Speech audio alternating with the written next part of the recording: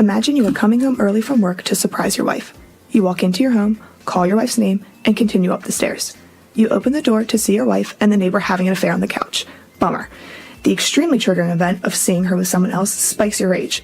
In an angry fit, you instinctively grab the nearest object on the dresser and suddenly, your wife is dead. You are arrested by the police and found guilty of voluntary manslaughter.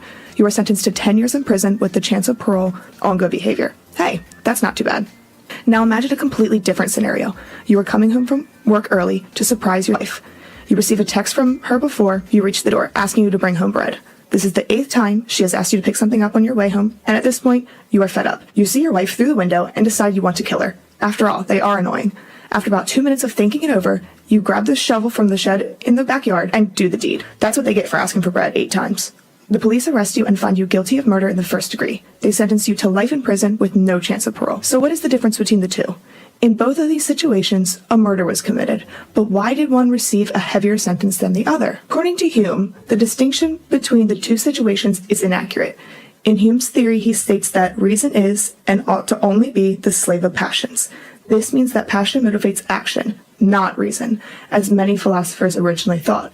The purpose of action is to fulfill a self-serving end that derives from a sense of pain or pleasure. The idea of pain or pleasure uses reason to connect these feelings to objects, but it's actually the felt experience that causes movement to occur. Reason can then be thought of as an immobile influence within the reality of action. Consider this. You walk into your kitchen to see a pot on the stove. You open it up to see what's inside, only to experience a painful, burning sensation. The painful feeling that occurred was from your passion. Passions told you that the burning you felt hurt, and therefore caused you to move your hand.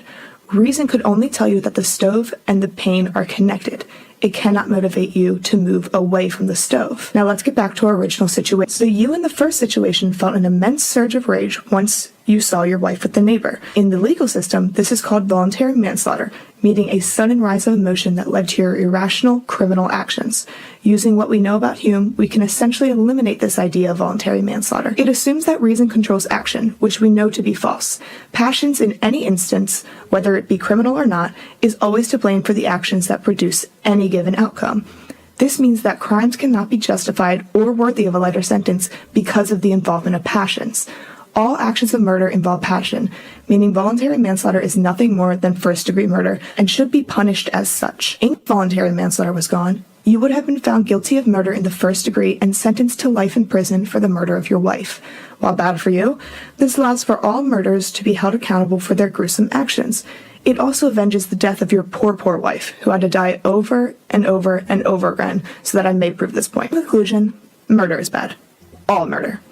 Even if your wife is sleeping with the neighbor or you really are annoyed with your wife's unreasonable bread cravings, you have no right to kill her. And if you do so, you should be held accountable.